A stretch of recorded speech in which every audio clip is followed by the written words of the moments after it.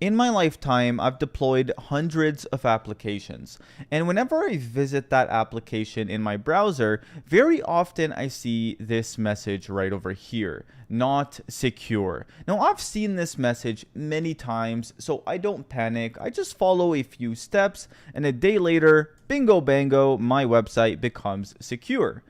But I never truly understood what made my website secure and why was it not secure before. Well, now I understand and I'm going to share that knowledge with you.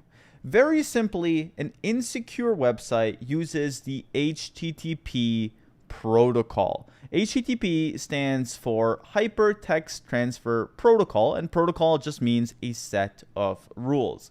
Now, a secure website, what it utilizes is HTTPS. And the S, as you might imagine, stands for secure. Now, in this video, we're going to answer three basic questions. Why is HTTP not secure? Why is HTTPS secure? And how is HTTPS secure? And this is going to take quite a while. In fact, this video has about 125 slides. I'm going to go through this in excruciating detail because I really want you to understand it. So let us begin our user journey. Our user journey begins right here on the browser. Let's go ahead and visit a website. Let's visit facebook.com, for example. Okay, it looks like we're not logged in, so let's input our email and our password. And before we click login, I want to ask you a question. Our email and our password, where does that data live? On what machine? Well, currently it lives on your machine, whether it's an iMac, a MacBook Pro, or MacBook Air, or some sort of Windows machine. The email and password exists only on that machine. However, when I click log in, what I want to do is I want to transfer the data from this machine to some other machine, some Facebook server that is going to have all of the logic needed in order to validate my credentials, reach out to the database, and give me some sort of a response. Now, that communication between two different machines, that is known as networking. So let's just go through our example. So this machine right over here, what it wants to do is it wants to make a post request to the Facebook servers.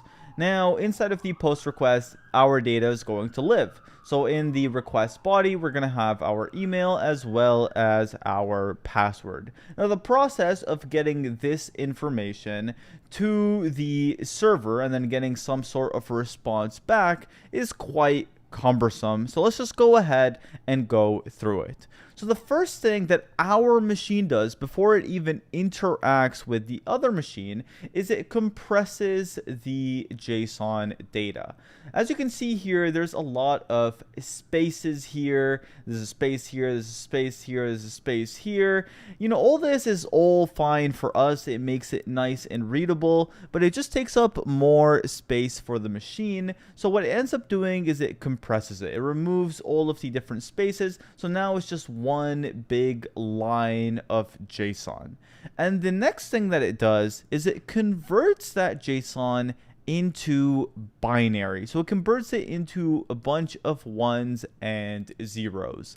So this over here, if we wanted to, we can convert this binary back into our JSON. So I actually went ahead and I pasted my binary in this binary to JSON converter, and it went ahead and it did that. So what I'm trying to say here is converting this JSON to binary, this data is saying the exact same thing, except this data over here is machine readable and is going to be used in order to transfer the data from server to server. Now, for the longest time, I never truly understood why we need binary. Why do we have to convert our beautiful human-readable code to a bunch of ones and zeros that make absolutely no sense to me, and I don't think they make any sense to you?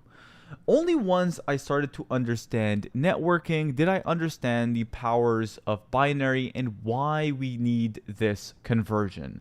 Now, in a nutshell, the reason is networking is not magic. Whenever we need to transfer data from one machine to another, the data doesn't just magically appear to this other machine. Instead, it needs to be transmitted and is going to be transmitted through some sort of transmission medium.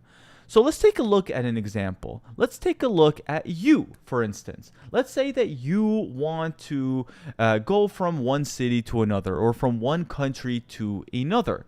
How are you going to do that? Well, you need some sort of transport medium. You need a car, or you need a plane, or you need a train, or you need a bus, etc., etc. This is going to be some medium that is going to transport you or transmit you from one location to another. The same is true for data. Now, for data, the transmission medium is either going to be wired or wireless. So if it is wired, it's going to be some sort of cable that is going to transmit data from one machine to another, and the way that it does that could be different. It could be electrical signals or it could be light signals. Now, if it was wireless, it could be, for example, radio waves or infrared waves. And these are just examples. There are other different ways that wired and wireless communication mediums can transfer data.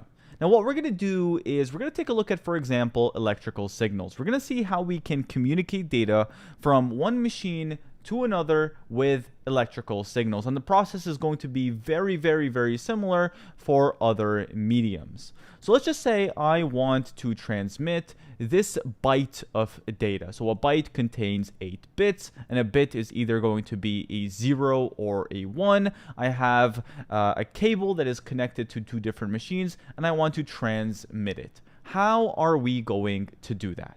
Well, the machine is going to do this. The machine is going to start sending electrical signals with different voltages depending on the byte of data that we have. So our machine that contains the data is going to send an electrical signal for some period of time that has a volt of 0.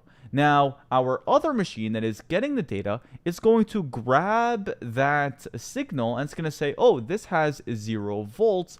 I'm going to say that this is going to be the byte 0. And then for the next byte, the first machine is going to go ahead and send another electrical signal, but this time is going to have a voltage of 5, for example, so not 0.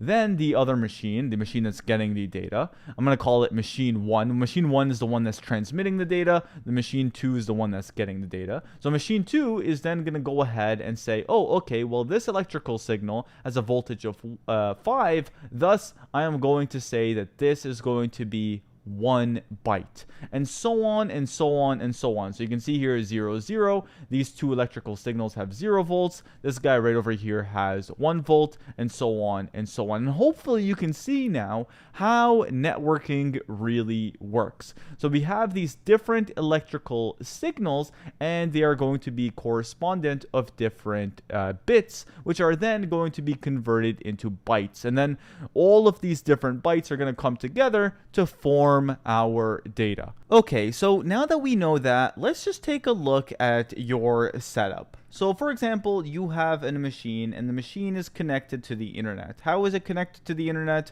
Well, you probably have some sort of router. So this is what's going to end up happening whenever you want to send data from this machine to this machine over here. So the first thing is that your machine converts the data to binary. And then through wireless communication, let's just say radio waves, it's going to transmit that binary to the router. And then the router, through some sort of physical means, so whether through electrical signals or light signals, it is going to transmit that byte of data to that server over here. So that is the whole journey of your data going from your machine to the Facebook web servers. Here's the thing though, anytime that we transmit data through a physical mean, whether it's wireless or wired, it is 100% accessible to the public world. So for example, if I was sitting right next to you and I wanted to know what your email and password are, what I could do is I can just buy this thing on Amazon, which costs 17 bucks, not very expensive. And what it does is it detects radio waves and it converts it to bytes. So I can just have this roaming around in the room and I can just read all of the byte data. And once I get the byte data, I can just go ahead and convert it to human readable JSON. And look at that. Now I have your email and password. And that is exactly why HTTP is not secure. You can go on a website, you can input your credit card information, you can input your email, your password, any sensitive info. And if you're using the HTTP protocol, it is accessible to the world. I can very, very easily, if I wanted to, get access to that data. And now I have your credit card information. Now I have your password, your email. And obviously this is not great, and browsers tell you that this is not great. If you're using HTTP, your browser, whether it's Chrome, Safari, whatever, is going to straight up tell you, hey, this connection is not secure. And any time that, or most of the time that customers see this, what they end up doing is they just go ahead and leave this page because they don't really understand exactly what it means. They just look at it, oh, this is not secure. This is maybe some sort of malware. Maybe this is some sort of hacker. And they go ahead and leave. So we need to fix this. How do we fix this? Well, we don't use HTTP. We use HTTPS, and of course the S stands for secure. Now, how does HTTPS secure our information? Well, it does so with encryption. So it's really important to understand what encryption is. So I'm going to go ahead and go over it. Let's say that we have some sensitive information, and what we want to do is we want to encrypt it. Now let's just go through how we can encrypt it, and I think by the end of it you'll understand exactly what encryption is. In order to encrypt this data, we first need a key, and a key very simply is a string of characters. So you can see here, this key is this string of characters, and the characters are usually just random assortments of numbers as well as letters. Now what we can do is we can utilize this key as well as some sort of encryption algorithm. So AES 256 is a very famous encryption algorithm that's going to take the data, take the key, and then form some sort of string that is kind of just scrambled up and make absolutely no sense to a normal user. If I were to give you this string, you're gonna have no idea what it means unless you have the key itself, because not only can you encrypt data with the key, you can also decrypt data with the key as well as the exact same algorithm. So you can, again, encrypt this data that is readable to you to something that is not readable to you. And if you want to go ahead and read this encrypted data, just use the exact same key as well as the exact same algorithm to decrypt it back. So this is something that is very, very important to understand. This, in a sense, is what encryption is. Now, why is that important? Well, let's go through our example here. So we have our very sensitive information. Now, instead of going ahead and converting it straight into binary, let's just say that our machine, well, encrypts it first. So now it is this form of text that makes absolutely no sense to you or me unless we have that key. and then it converts it to binary, and then it sends it to our router through some sort of wireless means. Now, if I was there snooping around trying to get this binary data, well, I can go ahead and actually get this binary data, again, relatively easily using this machine over here. But once I get it and I convert it back to its string form, this is what I see. This is going to make no sense to me, and there's no way that I can convert it to its decrypted form because I don't have access to that key. I can only do that if I had access to the encryption key. All right, so this is why encryption is very important. But just like I don't have the key, or like some sort of malicious user doesn't have the key, well, neither does the server.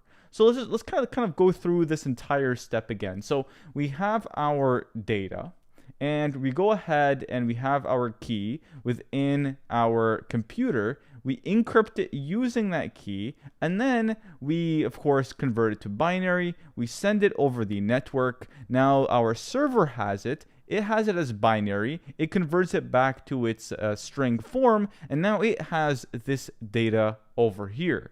Now the problem is, well, how is it going to decrypt it? It doesn't have the key. You have the key. The server doesn't. So this also is kind of useless information for the server. So how can we fix this? Well, not a problem. Let's just say we send the key to the server over the network. So we have our data over here. We have our key. We encrypt it. We send this encrypted data over the network as well as the key. And now we have the encrypted data and the key within our server. And then the server can go ahead and decrypt it. Now, here's the problem. Hopefully you can understand what the problem is. The problem is this stage right over here. So in this stage right over here, we're sending our encrypted data over the network, and we're also sending our key value.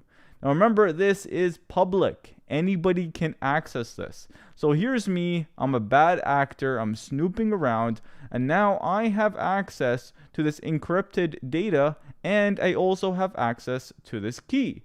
And then what am I going to do? Well, I'm going to utilize this key to decrypt this information. And there we go. Now I have your email, and now I have your password. So clearly sending the key over the network is not a good solution. So what is the solution? Well, the solution is going to be asymmetric encryption. So let's go ahead and go over this in quite a bit of detail. The encryption that I just described is known as symmetric encryption, not asymmetric encryption. Now, what is symmetric encryption? Well, symmetric encryption is when you can do both encryption as well as decryption with the exact same key. And that's exactly what we did. We utilized this key as well as some encryption algorithm to encrypt this data, and then we used the exact same key and the exact same encryption algorithm to decrypt this data. Now, this is not true for asymmetric encryption. So with asymmetric encryption, we have two different keys, a public key as well as a private key. Now we can utilize one of those keys for encryption. So let's say I utilize this public key for encryption, and now I have encrypted my data. Now let's say I want to decrypt the data back. Well, I can't use the same key that I utilized for encryption. I can only use the other key, the private key for decryption. So if I wanted to decrypt my data, I would have to use the other key. Now the same thing goes around. So if I utilized the private key for encryption, I can't use the private key for decryption. I would have to use the other key, the public key. And that is known as asymmetric encryption. You can utilize one key for either encryption or decryption, and then you would use the other key for either encryption or decryption, depending on what you did with the first key. So let's see how we can utilize asymmetric encryption in order to send data between two different machines over the network securely. So again, we have our machine over here that contains our sensitive information. It contains our email, it contains our password, and then there is this server that we want to send that data to. Now this server is going to have a public and a private key. The public key, as you might imagine, is public. It is accessible to anybody in the world. However, the private key is only accessible to the server. So only the server itself knows what the private key is. Okay, so what I want to do now is I want to send some data to this server. What is the process? Well, I'm not going to send the data outright. Firstly, I'm just going to go ahead and tell it, hey, I want to send you some data.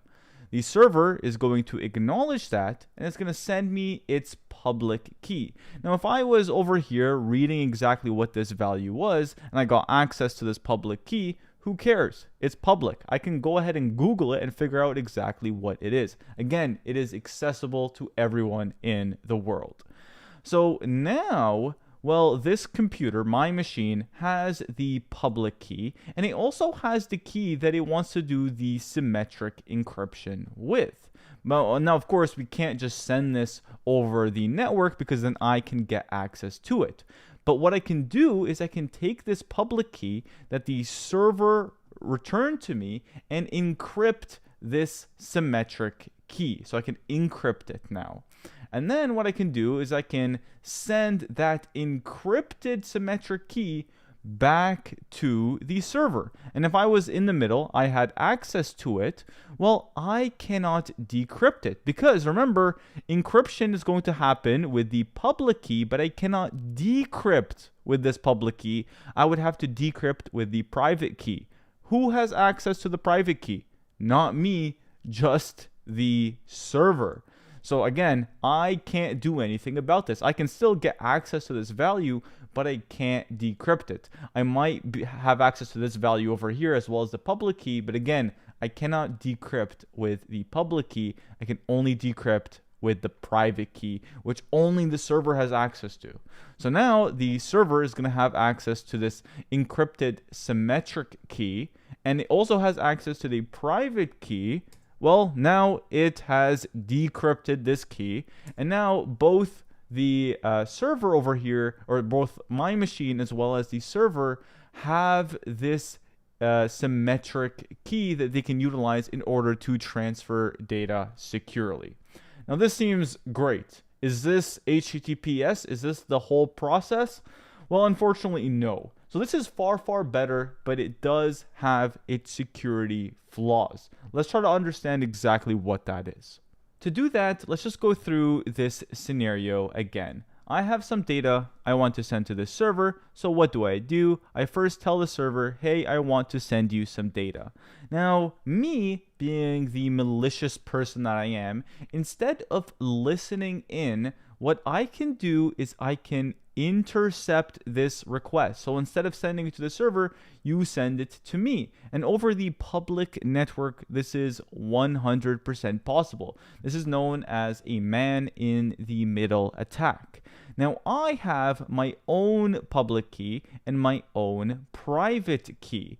And what I do is I send you my public key. So I send this machine my public key. Now, this machine thinks that this public key is from the server. So it made a request, I intercepted it, I responded with a public key. So it doesn't know that it got intercepted. This machine has no idea at this point, and it thinks that the public key is from this server. So what does it do? Well, it takes its symmetric key, encrypts it with this public key, and then tries to send it back to the server. Now, me being the malicious person that I am, I again intercept it. So now I have the encrypted symmetric key that I can, of course, decrypt with my private key. So now I have your symmetric key, you of course think that only the server has your symmetric key. So you're going to go ahead and start sending the sensitive information that is encrypted with this symmetric key. I can go ahead again and view this data relatively easily, but now what I can do is I can decrypt it because I have the symmetric key. So that right there is the problem. So what do we need to do? Well, now what we need to do is we need to absolutely ensure that the public key is coming from the server and not some other random person. How do we do that? This is the final boss solution. I promise you this is how HTTPS works. We do that with certificate authorities. So let's go through certificate authorities in quite a bit of detail now.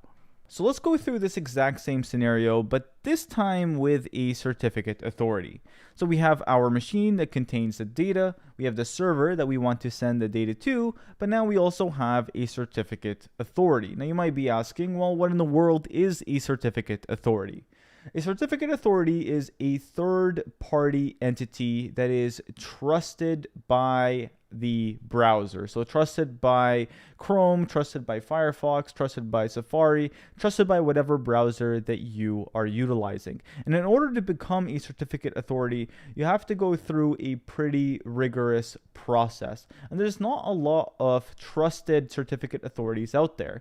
If you were to go ahead and search list of trusted certificate authorities, you're only going to get about 12. So these are third-party entities that are trusted by our browser. There's DigiCert, there's Let's Encrypt, there's CyberTrust, and then there's Komodo Group, and there's, of course, others out there.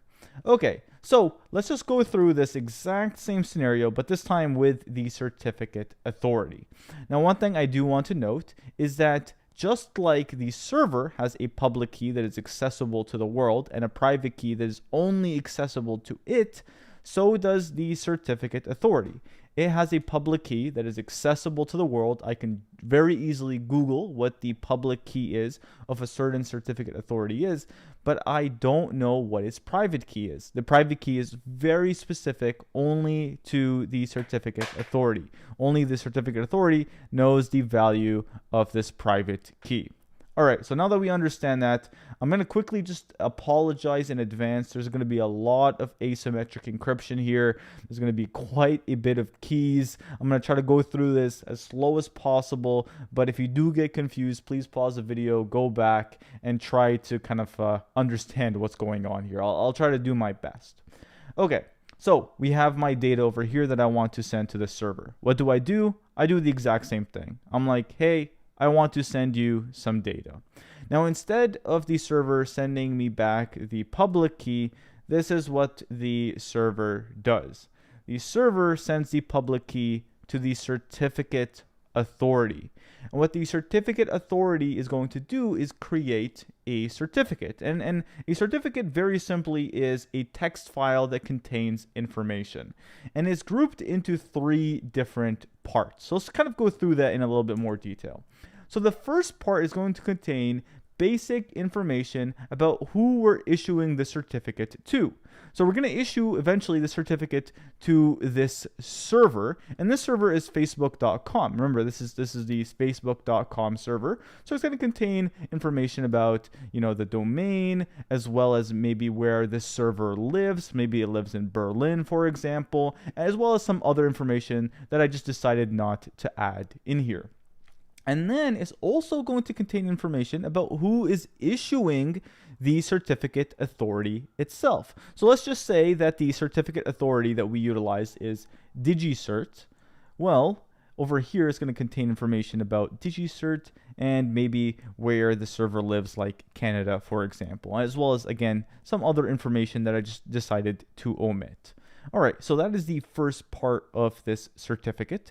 The second part of the certificate is the server public key. So what is the server public key? Well, remember, this is the server over here, and it sent the certificate authority its public key. So what it's going to do is just grab that public key and just put it inside of the certificate outright. Okay, so that's good. Now, this is the third part right over here, and this is where things get really, really important.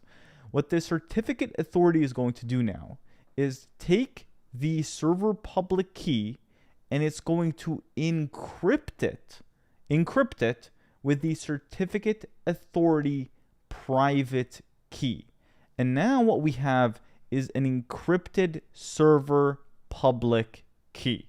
Okay, so again, let's just go through this again.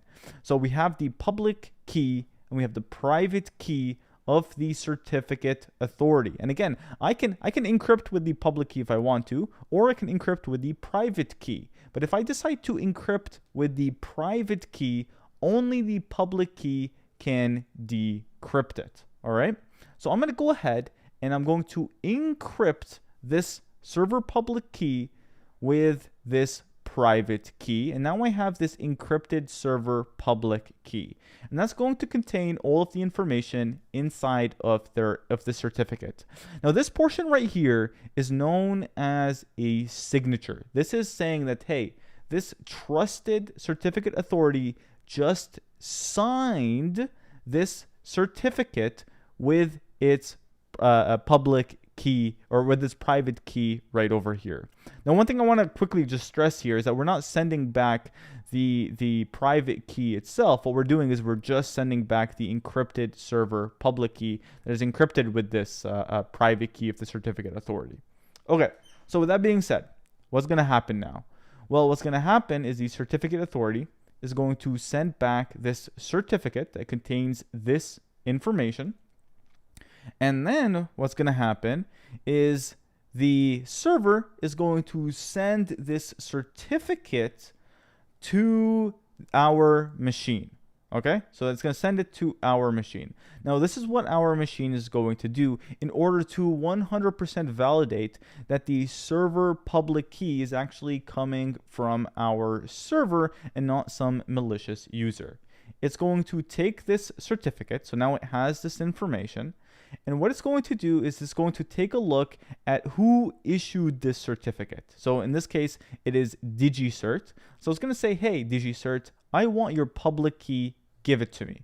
So we're going to go ahead and take this public key from DigiCert. And then this is what we're going to do. So now we have the public key of DigiCert. We have the server public key, so which is this key right, or let's go back, which is this key right over here. So we have that, and we also have the encrypted server public key that was encrypted by the private key of the certificate authority. Again, I want to stress that these two, the private key is not sent within the certificate itself. Only the encrypted server public key is sent. I just kind of wanted to just show you how it was created. So now our machine has all this information. So what we can do now, because we have the certificate authority public key and we have the encrypted server public key, what we can do is we can decrypt this. We can decrypt this signature. So I'm going to go ahead and decrypt this signature, and that's going to give us the decrypted server public key.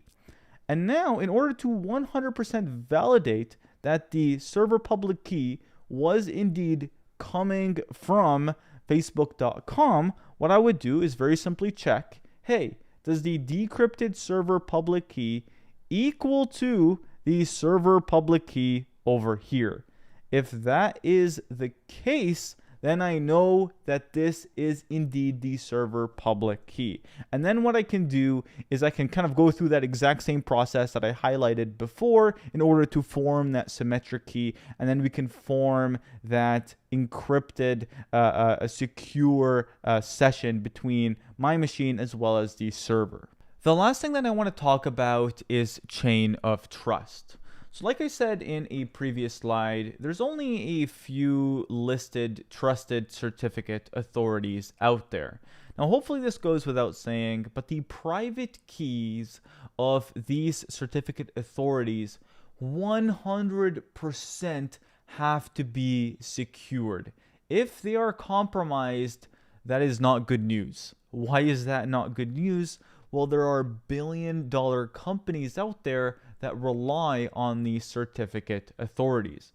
So for example, HelloFresh, Y Combinator, as well as Discord, they're all billion-dollar companies that rely on the Cyber Trust Certificate Authority in order to form secure connections between the user's machine as well as their servers. Now, of course, the certificate authority has a public key as well as a private key. Now, if this private key ever got compromised, just think about how bad that's going to be for HelloFresh, Y Combinator, and Discord, for example. Let's just talk about HelloFresh. Let's just use that as an example. So HelloFresh, I'm not sure if you're familiar with it. It's actually the company that I work for. What they do is they deliver food to you. So they're going to need information about, your phone number. They're going to need your email. They're going to need your address. They're going to need your credit card information because, of course, they're going to charge you. Now, if this private key was compromised and some user made a request to HelloFresh, maybe purchasing some sort of subscription and passing in their credit card information or passing in their email or whatever sensitive information there is, well, now a malicious user can intercept that data and decrypt it because they have the private key. That is not good news. So this is what they do to combat this. We want the private key to be as far from the internet as possible. So what do we do instead? Well, we have an intermediate certificate authority. Now, Cloudflare is an intermediate certificate authority for Cyber Trust. So instead of HelloFresh reaching out to the certificate authority itself, it reaches out to the intermediate certificate authority, and it goes through the exact same process that we have just outlined. And then the intermediate certificate authority reaches out to this Cyber Trust, which is the actual trusted certificate authority, and it goes through the exact same process. So what we end up with is a chain of certificates. The chain of certificates are going to look something like this. So we're going to have our server certificate, and the owner information, for example, is going to be hellofresh.com, Berlin, and whenever. And what we want to do is we want to validate this signature. So what are we going to do? Well, what we're going to do is we're going to look at the issuer information, and the issuer information is not going to be the trusted certificate authority. Instead, it's going to be the intermediate certificate authority. So this is going to be Cloudflare. So what we're going to do is we're going to ask for Cloudflare's public key, and we're going to access it. And then using the public key, we're going to validate the signature. So we're going to go through that exact same process that we have gone through. But now what we need to do is we need to actually validate, hey, is this intermediate certificate authority, is it even trusted? So now we have to validate the signature of the intermediate certificate authority. So we take a look at the issuer right over here, and the issuer just so happens to be Cyber Trust, which is indeed a trusted certificate authority. We take its public key, we do this decryption process, and we validate, okay, so this is indeed valid. But now the absolute last thing we need to do is we need to validate the certificate authority that is trusted itself. And this is known as the root certificate. So we have to validate this signature over here. Now what's unique about this signature is that it is self-signed. So if you were to take a look over here, this signature is signed by this intermediate certificate authority using this private key. And this signature over here is signed by this private key. Whereas this signature, because this is a trusted certificate authority, well, this is going to be self-signed, signed by its own private key. And if you were to actually take a look at the issuer information as well as the owner information, they're going to be exactly the same, which proves that it is indeed self-signed. Whereas over here, of course, it's going to be different. In this case, the owner information is going to be HelloFresh. The issuer is going to be Cloudflare. Over here, the owner is going to be Cloudflare. The issuer is going to be Cyber Trust. But in this case, the owner and the issuer, they're both Cyber Trust. So we have a self-signed certificate. But nonetheless, this is a certificate authority that we 100% trust. We're just going to take the public key and we're going to go ahead and validate this signature. And only once we validate all three of these certificates are we going to get a secure connection. So that right there is HTTPS, S standing for secure, in a nutshell. Well, it wasn't really a nutshell. This was a relatively long video, but hopefully you appreciated it. Now, the last thing that I want to do is I just kind of want to explore these certificates in the browser. So let's just go ahead and quickly do that. Here I am on the HelloFresh website, and can we just take a quick minute to appreciate how good this looks? Okay, enough of the advertisements. I do work for HelloFresh as a software engineer, so they do pay me, but they're not paying me to advertise their video. So I'm just not sure if it's sponsored or not, but I'll just keep that disclaimer out there. Nonetheless, enough of the advertisements. What I want to do is I want to go ahead and copy the URL, and I'm just going to paste it in Google. And you can see that HelloFresh is using HTTPS. So it has a secure connection. And we can actually see that this connection is secure because right beside the domain, might be a little bit small for you guys. I can't unfortunately zoom in over here, but there is this lock icon. And if I were to click on it, you can see here it says connection is secure. Now what we can do is we can actually get more information about this secure connection. I can go ahead over here and click on this, and it says here certificate is valid. I'm going to try to zoom in. No, it doesn't work, unfortunately. So it says here certificate is valid. So now I can go ahead and click on that, and it's going to give me more information about the certificate itself. So this might be too small for you, but I highly suggest try this out in your own browser. Over here you can see issued to. So this is issued to HelloFresh.com. The organization that's actually doing the issuing is Cloudflare, like I showed you. It was issued on Friday, April 7th, and then over here, each certificate always has an expiration date. So this one is going to expire in April 7th of 2024. Okay, now if I were to go click on details, now we can actually see that chain of trust. So we have over here HelloFresh.com. That is going to be the server certificate. And then over here, this is going to be the intermediate certificate. And then over here, we have the root certificate. And we can get a bunch of information about this. So over here, again, we can get the subject public key info. So if you wanted the public key, that right there is the public key, and that is the public key for the HelloFresh certificate. If we wanted the algorithm for their public key, we can get that information. If we wanted to figure out who is issuing it, well, Cloudflare is the one that's issuing it. And now if I were to go over here and click on Cloudflare, I can get the exact same information. So who's issuing the certificate for Cloudflare? Well, now Baltimore Cyber Trust root, that is the issuer. I can also grab its public key right over here. This is the public key. Again, the public key is accessible to anybody. And then lastly, I can go to the root certificate authority. I want you to take a guess. Who do you think the issuer is going to be? Well, the issuer is going to be very simply Baltimore Cyber Trust, because this is going to be a self-signed certificate. So we can always see this information in any secure website that we want. Okay, so I think that pretty much concludes everything that you need to know about HTTPS and forming secure connections.